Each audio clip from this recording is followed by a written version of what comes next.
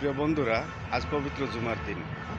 আপনারা জানেন জুমার দিনের অনেক ফজিলত, জুমার দিনের অনেক ফজিলতের গুরুত্ব আছে। সেই হিসাবে রসুল পাক সাল্লাল্লাহু আলাইহি ওয়াসাল্লাম বলেছেন, জুমার দিন গরিবের হজের দিন। আমরা যারা লক্ষ লক্ষ টাকা খরচ করে, যাদের অর্থ আছে, হজে যায়, হজ করে আসে, তাদের হজ কবুল হয়েছে কিনা সেটা একমাত্র আল্লাহ ভালো জানে। কারণ লক্ষ লক্ষ টাকার মধ্যে সামান্য একটু হারাম থাকলে সে হজটা আর কবুল হবে না। সেটা রসুল পাক সাল্লাল্লাহু আলাইহি ওয়াসাল্লামের হাদিস দ্বারা বর্ণিত আছে। তো গরিবদের জুমার দিন, হজের দিন, এটার ব্যাপারে আল্লাহ রসুল সাল্লাল্লাহু আলাইহি ওয়াসাল্লাম খুব গুরুত্ব সহকারে বলেছেন যে গরিবরা জুমার দিনকে হজের দিনের সমতুল্য করা হয়েছে এবং সেই হজটা গরিবের জন্য কবুলকৃত হয়েছে। তাই আমরা এই জুমার দিনকে গুরুত্ব দিব। আর এই জুমার দিনের আরও কিছু হাদিস আছে, যে হাদিসগুলি রসুল ইসলাম বিভিন্নভাবে বিভিন্ন আঙ্গিকে বর্ণনা করেছেন।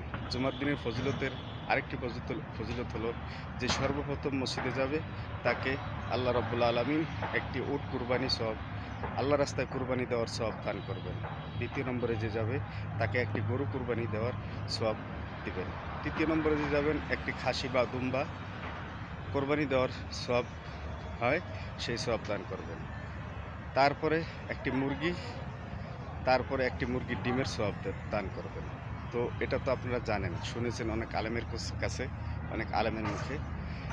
এছাড়া জুমার দিনে আরও বরকত হলো, জুমার যে সর্বপ্রথম গোসল করে, জুমার দিনে গোসল করবে, গোসল করা মুস্তাহাব, মসজিদে যাবে এবং আল্লাহ রাব্বুল আলামিনকে স্মরণ করবে।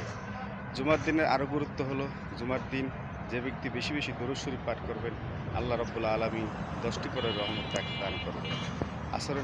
আসরের নামাজের পর, জুমার দিনে আসর নামাজের পর যে ব্যক্তি 80 বার দরুদ শরীফ পাঠ করবে, আল্লাহ রাব্বুল আলামিন তাকে 80 বছরের নফল ইবাদতের সওয়াব দান করবেন। তো জুমার দিনে অনেক গুরুত্ব, তাই আমরা জুমার দিনকে গুরুত্বতার সহিত দেখে আমল ও তার ফজিলতকে গ্রহণ করব। কারণ আমরা বাংলাদেশের অনেক মানুষ, অধিকাংশ মানুষই দিন এনে দিন মজুর খাটি এবং আমরা বড় হজ করার জন্য বা মক্কা মদিনা যাওয়ার জন্য আল্লাহ তৌফিক যদি দান করে তাহলে যাব, যদি না দান করে তাহলে আমরা প্রতিটি জুমাকে হজের সওয়াব হিসাবে, কবুলকৃত হজের সওয়াব হিসাবে গ্রহণ করব। তো আমরা সবাই প্রত্যেক জুমার দিন ইনশাআল্লাহ জুমার নামাজ আদায় করব এবং 5 ওয়াক্ত নামাজকে গুরুত্ব দিয়ে 5 ওয়াক্ত নামাজও আদায় করব।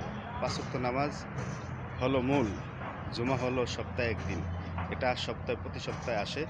আমরা যারা জীবিত আছি দুনিয়াতে, আমাদের জন্য এই জুমাটা প্রতি জুমায় বা প্রতি সপ্তাহে একদিন আসে। সেই একদিন আসার সুযোগটাকে আমরা গ্রহণ করব, 5 ওয়াক্ত নামাজও আদায় করব, সমস্ত কিছু আদায় করব, কোরআন শরীফ তেলাওয়াত করব, ফাঁকে ফাঁকে আমরা বেশি বেশি জিকির আজকার করব। জুমার দিনে জিকির আজকার করা, আল্লাহকে স্মরণ করা, এটা অনেক সওয়াবের কাজ। এছাড়াও সবসময় জিকির আজকার করা যায়, কিন্তু জুমার দিনের সওয়াব অনেক বেশি বরকতপূর্ণ। আল্লাহ রাব্বুল আলামিন আমাদেরকে জুমার দিনে বেশি বেশি ইবাদত করার তৌফিক দান করুন। এই ভিডিওটি অন্যকে জানার জন্য শেয়ার করে দিবেন এবং সবার প্রতি আমার আন্তরিক ভালোবাসা রইল। সবাই যেন আমার এই ভিডিওটি একটু শেয়ার করে দেন অন্যকে জানার জন্য, এবং সবাই ভালো থাকবেন। সবাইকে জুম্মা মোবারক। আর ভিডিওটি শেষ পর্যন্ত দেখে একটু শেয়ার করে দিবেন।